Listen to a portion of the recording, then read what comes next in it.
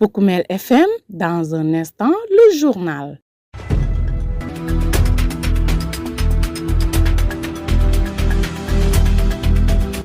À l'écoute de Poukoumel FM, la 106.0 émettant à Goudomp.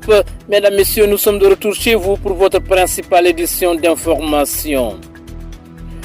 Au sommaire, les travailleurs des collectivités territoriales du département de Goudomp affiliés à la FGTSB dénoncent les retards dans l'application de leur augmentation. Kolda, 2550 ménages vulnérables soutenus pour prévenir la crise alimentaire grâce au projet Staredi et Casades. Économie, la filière Cajou en quête d'organisation à Kolda pour devenir un levier de développement durable. À suivre dans quelques instants la relation d'Ousmane Diak. Le résumé de l'actualité des sports va boucler ce journal. Avec Younous Baro. Sidou Keta est à la mise en onde, bienvenue à tous. Les travailleurs des collectivités territoriales du département de Goudomp, membres de la FGTSB, dénoncent des retards dans l'application de l'augmentation de leur dû et pointent du doigt le manque de volonté de certains maires réunis en conclave samedi 11 avril 2026 à Samine Escale. Ils ont exprimé leur indignation et menacent de durcir le ton si leurs revendications ne sont pas satisfaites. Bertrand Alexandre Gueye Sadio, agent du conseil départemental de Goudomp, porte la parole des propos recueillis par votre serviteur. Notre mobilisation aujourd'hui à Samine est due du fait que vraiment depuis la mise en fonction de la fonction publique locale 2011 jusqu'ici, il n'y a pas eu d'avancement. C'est pour cela que nous sommes venus aujourd'hui se rencontrer à Samine pour dénoncer de vive voix, dénoncer avec la dernière énergie le manque de volonté des maires du département de Goudomp. Mais néanmoins, on fera la part des choses puisqu'il y a certains maires qui ont réagi par rapport à ça et d'autres restent jusqu'ici à la traîne. On ne sait pas le pourquoi. Puisque si c'est l'État il a tout fait. Ce qui reste, c'est le manque de volonté des maires. Et l'argent là, c'est pas leur argent. C'est pas leur argent. Donc c'est pour cela que nous sommes tous mobilisés aujourd'hui pour venir se rencontrer à Samine. C'est par rapport à la revalorisation des salaires des agents. Mais il y a des collectivités comme Diatakunda qui a payé, comme le conseil départemental qui a payé, le maire de Djibana qui a même payé depuis l'année dernière, pas cette année. Donc, c'est pour cela que nous vous parlons le manque de volonté de ces maires-là. C'est des dépenses qui sont obligatoires. C'est pas des choses qu'il faut négocier, c'est obligatoire. C'est pour nous, c'est pour les agents. Effectivement, le plus grand boulot, toute collectivité qui fonctionne ici, c'est les agents. Les collectes là, l'argent qui va au trésor, qui ramène ça. Le maire là, il ne sait même pas combien on ramène. Donc, sur les 15 collectivités locales, il n'y a que 3 plus le conseil. Donc, il y a 11 communes qui sont en reste. C'est Goudomp, c'est Samine, c'est Tanaf. Et dans ces 4 communes urbaines-là, seul Diatakunda est sorti de ce qu'on appelle les communes urbaines. Et nous demandons effectivement aux autorités vraiment de corriger cela. En tout cas, on peut passer à la vitesse supérieure, mais nous préconisons quand même la voie du dialogue jusqu'à ce qu'en tout cas, on finisse avec. Bertrand Alexandre Gueye Sadio, agent du conseil départemental de Goudomp, porte-parole des travailleurs des collectivités territoriales affiliées à la FGTSB, il dénonce des retards dans l'application de l'augmentation de leur salaire par certains maires. Les élèves du lycée de Goudomp passent à l'action en érigeant des bancs publics fabriqués à base de pneus. Entre engagement citoyen et volonté de préserver leur environnement, les premiers travaux sont lancés au sein du dit temple du savoir. Le site commence déjà à se transformer, laissant entrevoir les prémices d'un cadre plus attractif et porteur d'espoir, nous dit Lamine Fati dans ce reportage. Dans la cour du lycée de Goudomp, des pneus usagés ont été transformés en bancs publics. À travers cette initiative, les élèves donnent une seconde vie à des objets autrefois encombrants pour la nature, désormais devenus de véritables œuvres d'art. Ce projet témoigne de l'engagement de ces lycéens à créer un cadre scolaire plus agréable, plus inspirant et résolument tourné vers l'écologie. Lamarana Diallo et Kadiatou Diallo, élèves de l'établissement, se sont exprimés en leur nom. Comme on vous l'avait annoncé au début quand on passait dans les salles, le gouvernement scolaire envisage, disons, de participer à la progression environnementale écologique de ce lycée. Pour ce faire, nous avons prévu plusieurs activités, je dirais, comme la réalisation des bancs publics, comme on l'avait parlé. Et aujourd'hui, spécifiquement, nous sommes là dans les travaux qui vont nous aider, qui vont plutôt nous aider à améliorer la construction des bancs publics, disons dans la pratique. Aujourd'hui, donc, nous sommes là pour réaliser ce projet. Disons cette activité. L'activité spécifiquement, la réalisation des bancs publics. On est là pour poursuivre notre projet banc écologique. Donc, comme vous pouvez le constater, il y a des manques qu'on n'a pas encore fini. On manque de matériel, que ce soit sur les pneus usagés, les peintures, les chemins et tout. Convaincus que cette transformation écologique pourra donner une nouvelle image à leur lycée, ils sollicitent le soutien des bonnes volontés ainsi que des anciens élèves afin de permettre à ce projet d'aboutir. Cependant, nous avons besoin d'une appui financière parce que nous aurons aimé réaliser ces bancs publics, mais surtout nous aurons besoin de votre aide financière.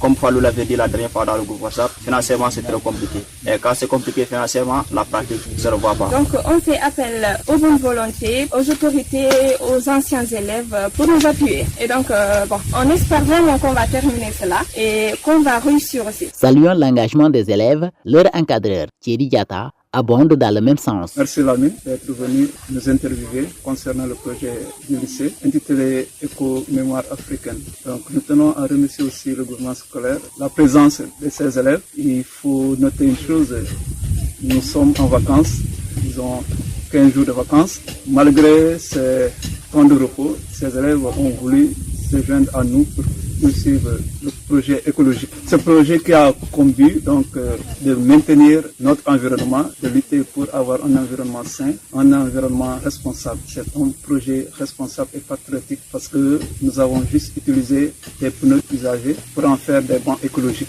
Et pourquoi ce projet? Parce que nous avons eu à faire un constat. La plupart des élèves après la récréation sortent des bancs, des tables-bancs de leur classe pour venir s'asseoir.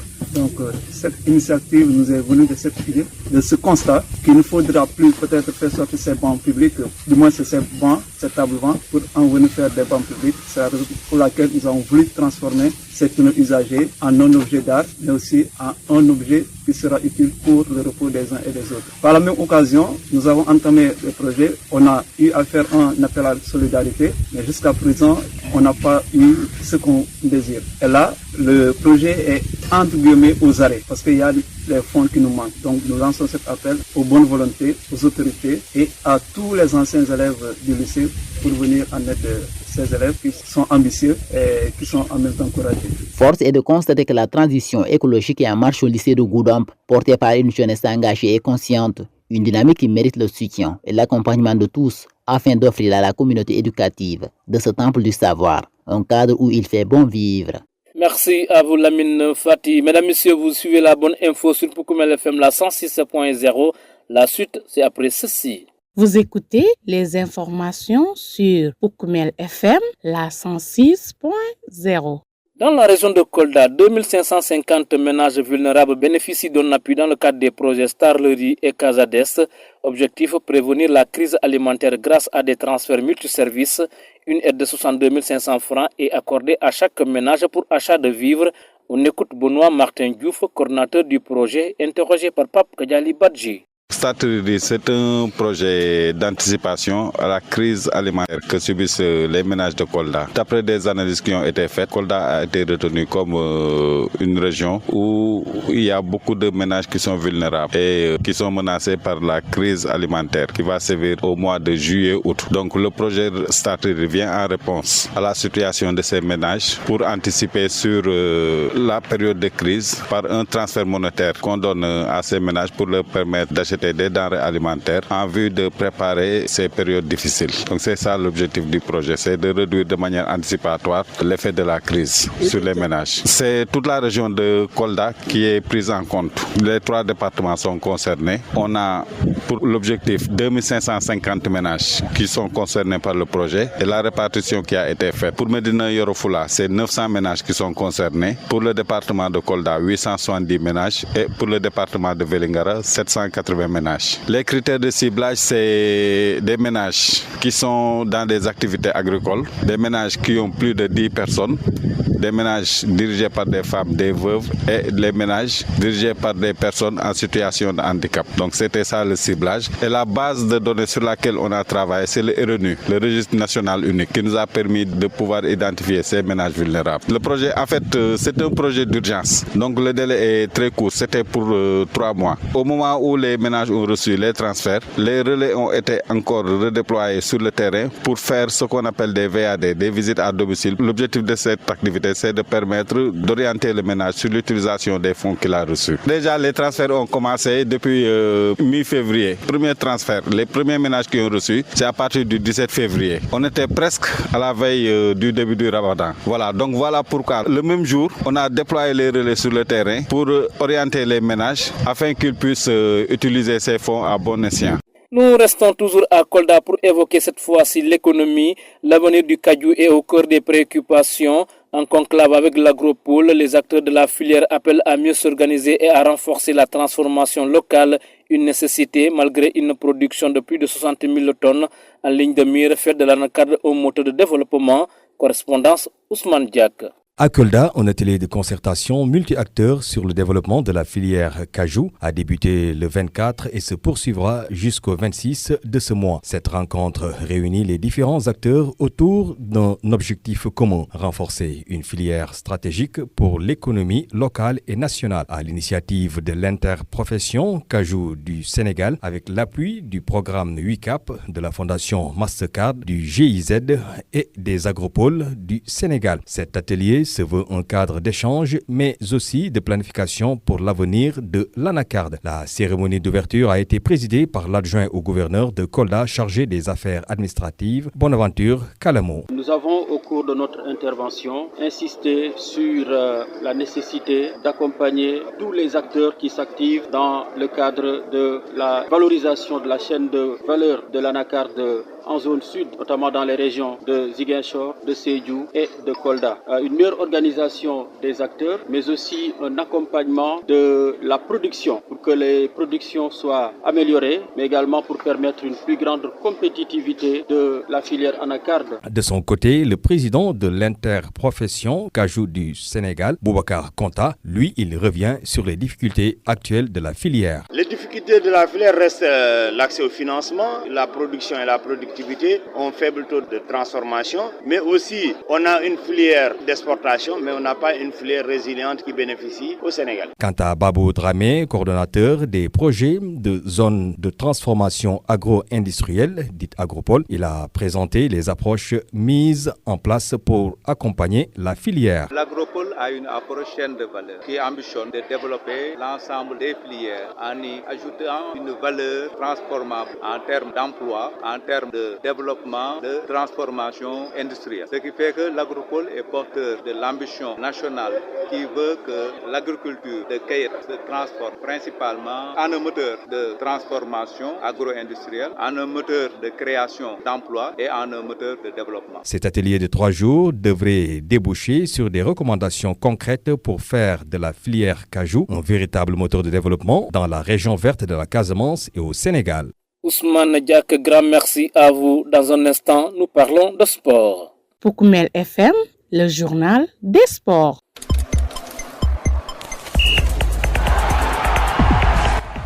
Dans cette phase des sports, la commission éducation, jeunesse, sport et loisirs de l'Assemblée nationale a adopté à l'unanimité le projet de loi portant code du sport selon la cellule de communication du ministère de la Jeunesse et des Sports, présenté comme un levier majeur de transformation du sport sénégalais. Ce texte ouvre la voie à une réforme en profondeur du secteur. Lors de l'exposé des motifs, la ministre de la Jeunesse et des Sports est revenue sur cette réforme lancée en 2013 et longtemps restée en suspense. Elle a souligné l'urgence de doter le pays d'un cadre juridique modernisé, capable d'améliorer la gouvernance, de renforcer le financement et de structurer durablement le développement du sport. Ce nouveau code du sport marque ainsi un tournant important pour le Sénégal avec un encadrement plus clair de la pratique sportive à tous les niveaux. Le projet sera prochainement examiné en séance plénière à une date qui reste à préciser. Et puis la Coupe du Monde 2026 se jouera sans Jean-Jacques Dalla, l'arbitre congolais qui avait dirigé la finale de la CAN 2025 entre le Sénégal et le Maroc, ne figure pas parmi les officiels retenus par la FIFA pour le tournoi prévu aux États-Unis, au Mexique et au Canada. Une absence qui s'inscrit dans un contexte marqué par les débats autour de sa dernière prestation continentale et par le renouvellement en cours du corps arbitral africain. Et c'est tout pour le sport qui referme d'ailleurs ce journal. Je vous rappelle ces grandes lignes.